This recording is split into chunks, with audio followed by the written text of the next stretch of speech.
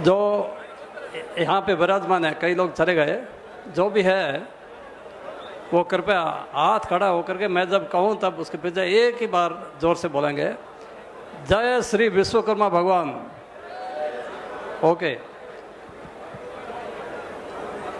माननीय मंच और देश विदेश से पधारे हुए सारे बंधु और मातृशक्ति, अपने प्रेस पर्सन हियर,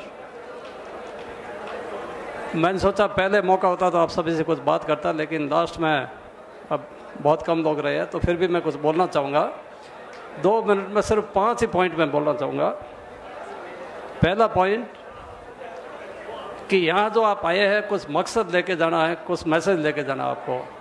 तो पहला ये है कि समाज में एक एकता होनी चाहिए। अभी आपने जो सारे जांगेड़, सुथार, धीमान वगैरह सभी को इकट्ठा किया, बहुत अच्छा काम है। इसके अलावा भी बहुत सारे अच्छे ऐसे संगठन हैं, जैसे विश्वकर्मा एक सेना, एक जांगीड़, इस तरह से कई सारे मंच है।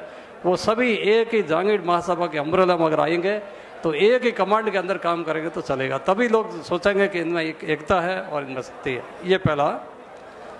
दूसरा जो है, इसका जो मकसद रखा गया कि आपकी भावी पीढ़ी के सुधार के लिए क्या करना है, तो उसके लिए मैं यही कह रहा हूँ कि बच्चों की शिक्षा के लिए जो बहुत कुछ आपको करना है। अब शिक्षा कैसे देनी है, मैं देख रहा हूँ गांव में ज़्यादातर आप लोग कम पढ़े लिखे या अनपढ़ भी है, और बच्चे ऐसे स्कूलों में जाते हैं जहाँ पहली से 8वीं तक एक ही टीचर होता है, एक मास्टर होता है या 2 मास्टर होते हैं। अब वहाँ से पढ़े हुए बच्चों का आप कैसे कंपटीशन करोगे बाकी से? कई सारी चीज़ें हमको आपको भी बताना चाहते हैं, और इसीलिए हमारे समाज की एक मीटिंग हुई थी महाबलीपुरम में, चेन्नई में। उसके बाद में जो बेंगलोर में हुई, उस बेंगलोर में पुखराज जी पारासर, जगदीश जी MLA, जोगाराम जी, ये सभी लोग अवेलेबल थे, रामपाल जी भी थे उसमें। उन्होंने सभी से मिल करके हमने एक सक्षम फाउंडेशन एक बनाया है। सक्षम फाउंडेशन जैसे जैनों का एक जीतू इंस्टीट्यूट है, उसी के बेस पर हमने एक सक्षम इंस्टीट्यूट बनाया है, सक्षम फाउंडेशन। उन्होंने मेरे को पहला अध्यक्ष बनाया उसका, तो मैं उसका थोड़े ही दिन में एक संविधान और कार्यकारिणी रिलीज करूँगा। उसके माध्यम से पढ़े लिखे बच्चों को हम आगे कैसे कोचिंग देंगे, कैसे उनको फ्री, जो बच्चे खर्च नहीं कर पाते हैं, कैसे हॉस्टल की व्यवस्था करेंगे दिल्ली, जयपुर और बड़े बड़े शहरों में, वो सारी चीज़ें हम तो करेंगे। एक व्यक्ति के अंदर मैं वो कार्यकारिणी घोषित करने वाला हूँ। तीसरा पॉइंट जो मैंने 5 ही कहे थे, तीसरा पॉइंट जो है आरक्षण का। आप जो है ये सोचते हो कि ओबीसी का जो आरक्षण है उसमें मिलता रहेगा, कुछ भी नहीं मिलने वाला है। ओबीसी में 20%, पहले 21 का परसेंटेज का था, अभी 27 अनाउंस हुआ है। 21 में से 20% जो रिजर्वेशन है वो साधन संपन्न जातियों को जाता है, और 1% में बाकी वाली 44% पॉपुलेशन जो है मूल ओबीसी की वो रहती है उसमें। ये हकीकत है।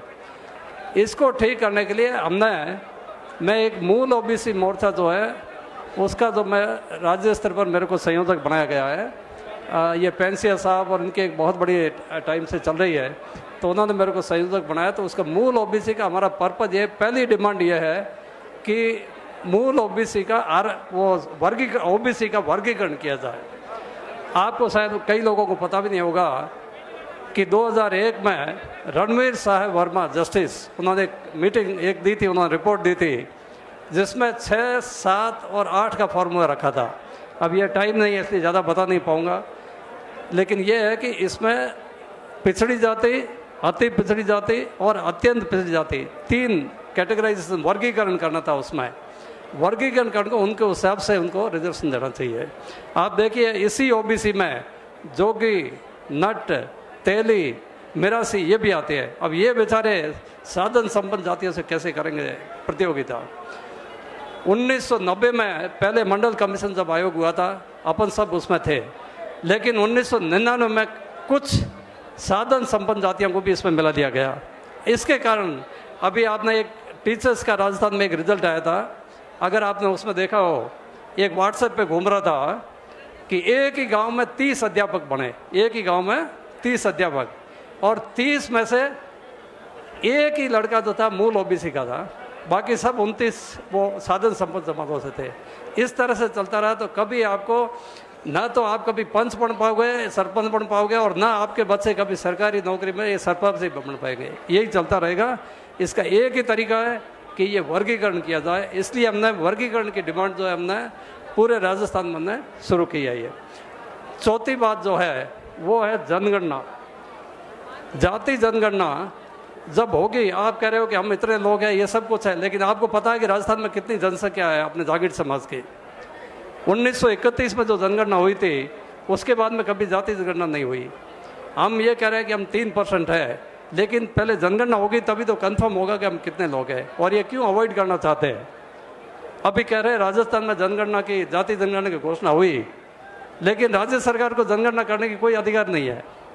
बिहार में उन्होंने जाति जनगणना की अनाउंसमेंट किया था, सुप्रीम कोर्ट ने उसके ऊपर स्टे कर दिया कि जाति जनगणना सिर्फ केंद्रीय सरकार कर सकती है। तो ये सब चुनावी जुमले नज़र आते हैं। इसलिए जाति जनगणना होगी तभी पता चला कितने। और पांचवा और लास्ट पॉइंट जो मैं कहना चाहता आपको कि प्रतिनिधित्व, अगर सरकार में प्रतिनिधित्व होगा तभी आपकी सुनाई होगी, नहीं तो नहीं होगी। अगर अपन 3% पॉपुलेशन है और राज्य सरकार में असेंबली में 200 सीटें हैं, तो 200 में से कम 6 MLA अपने होने चाहिए। और इसी तरह से लोकसभा में अगर 550 है तो कम से कम जो है 25-26 अपने होने चाहिए, तभी जाके आपकी सुनाई होगी, नहीं तो नहीं होगी।